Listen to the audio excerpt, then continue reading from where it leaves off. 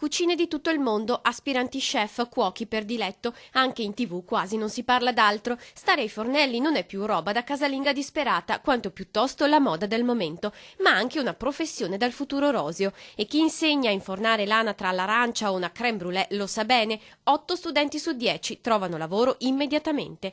Siamo in una di queste scuole votate alla cucina, un istituto alberghiero che opera nel cuore di Venezia.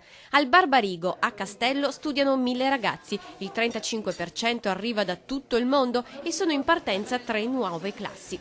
Il percorso dura 5 anni, la preparazione culturale è un caposaldo. La formazione e l'istruzione, non dimentichiamo la cultura dei nostri ragazzi, perché possono trovare un posto di lavoro sì, ma da persone pienamente istruite e formate. Non dimentichiamo questo, a volte i nostri istituti sono considerati una seconda scelta, non è vero. Con le mani però sempre in pasta, integrazione continua tra scuola e lavoro. Un'offerta che risponde ad un mercato, no, del lavoro, un'offerta che soddisfa quelle che sono le aspettative dei ragazzi e che molto probabilmente, visto i numeri che ha raggiunto, stimola, no, quelli che sono i nostri ragazzi a fare questo tipo di percorso. Settore strategico quello delle vellutate e del tiramisù, per Venezia in primis, ma per tutta la nostra terra, ricca di piatti della tradizione che hanno saputo rinnovarsi, grazie a questi cuochi preparati e appassionati. Un settore sul quale investire, secondo la provincia, e le 2 rinomate sedi veneziane verranno presto restaurate,